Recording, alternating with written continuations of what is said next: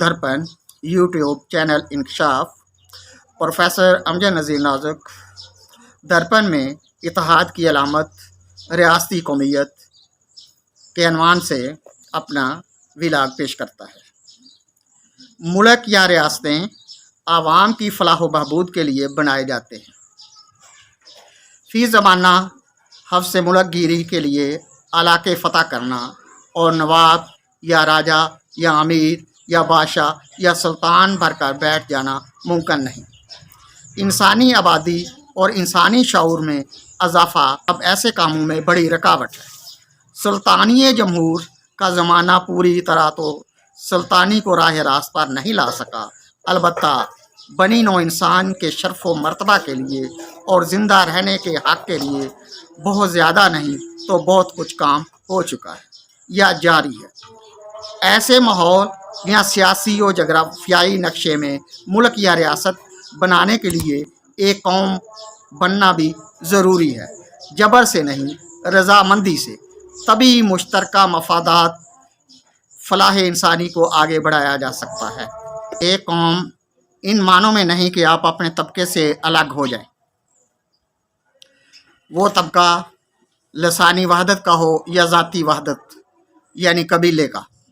आपको किसी भी तरह अकीदे या मज़हब से अलग नहीं होना, लसानियत के चक्कर में नहीं पड़ना, कबीले के बारे में फ़िक्रमंद नहीं होना।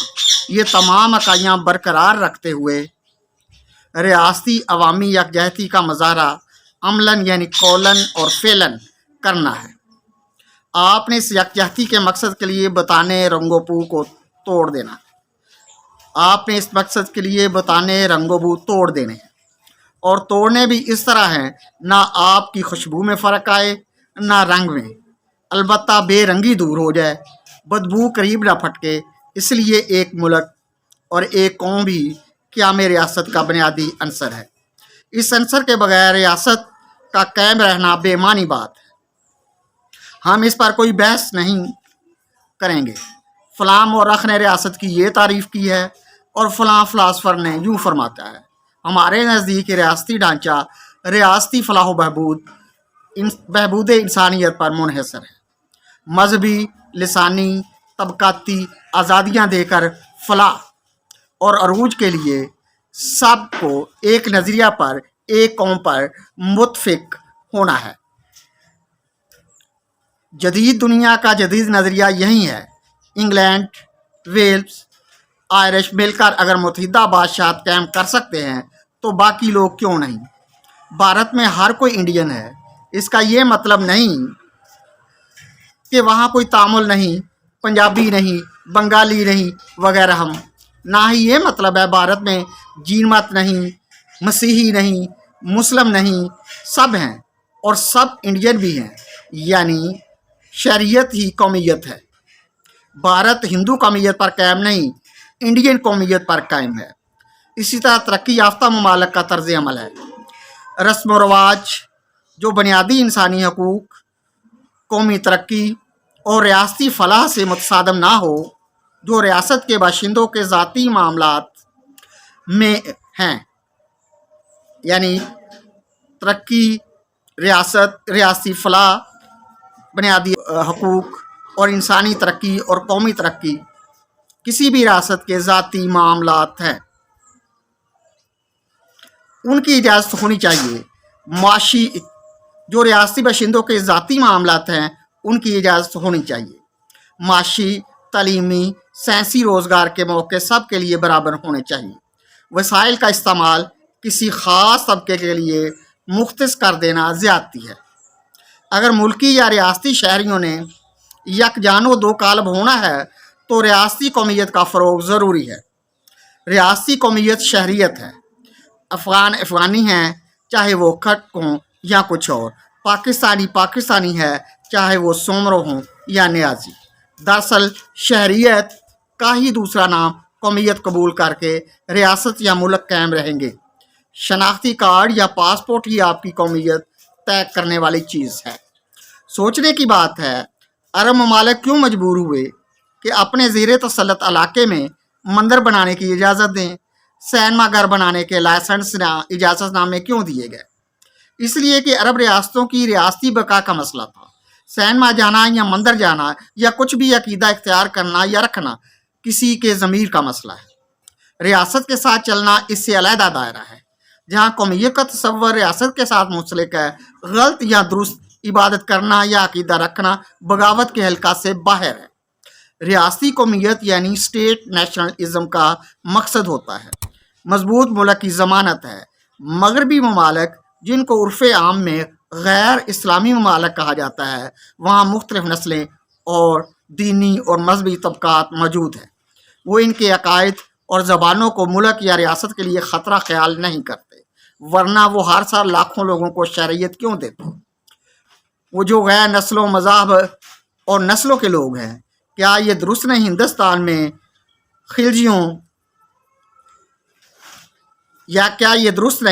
ہندوستان میں خلجیوں نے حکومت کی، غوریوں نے اپنا سکہ جمایا، خاندان غلامہ کا دور رہا، انگریز رہے، مغلوں نے حکومت کی، کیا کسی نے ہندوستانی شہریت کے علاوہ بھی ان کو قومی سطح پر کسی اور قوم کے طور پر قبول کیا؟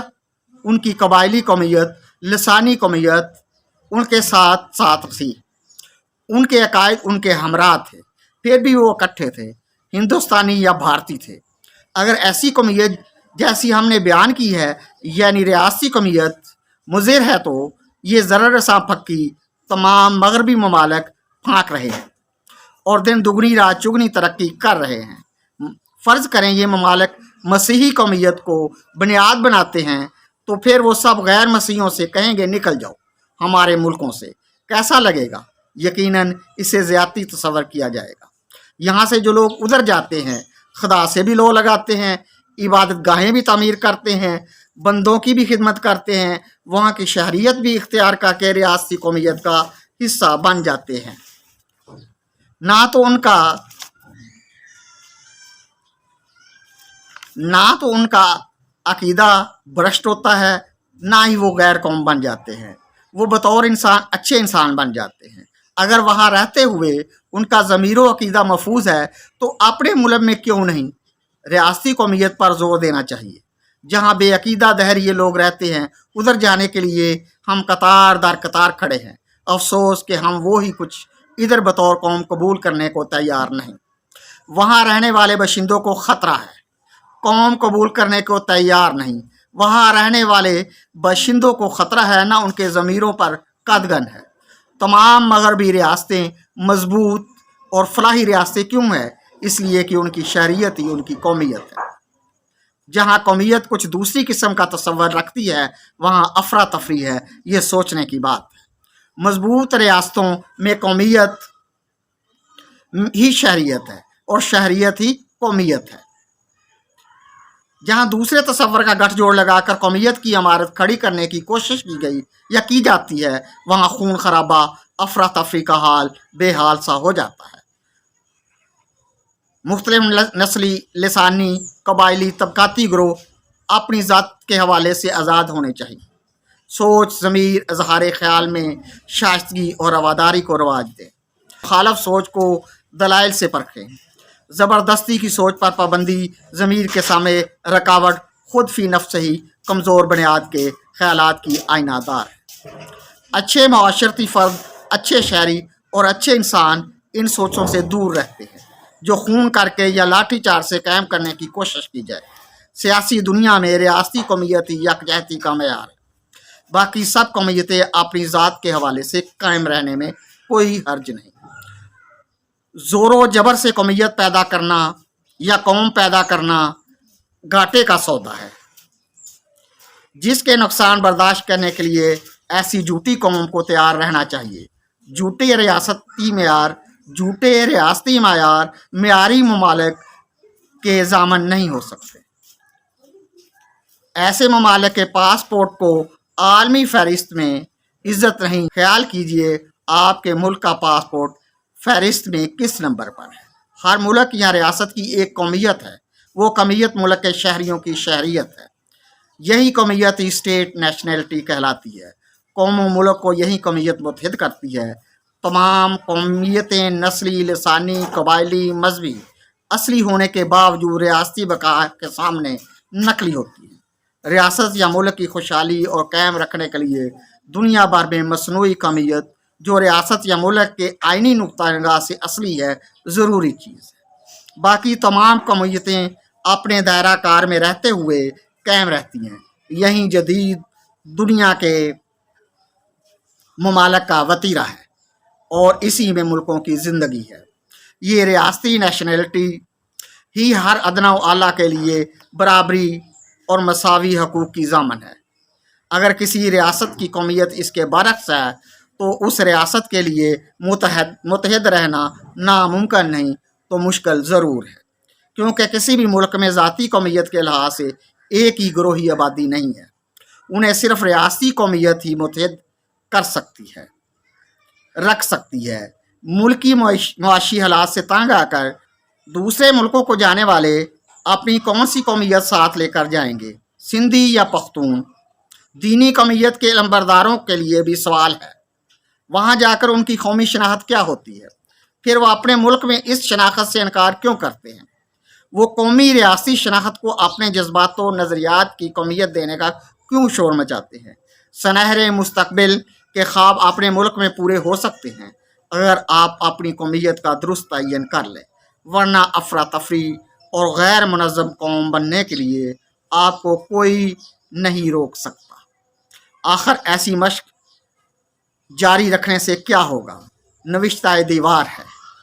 इत्तेहाद की अलामत रियासती कौमियत ही है। खुदा हाफिज़।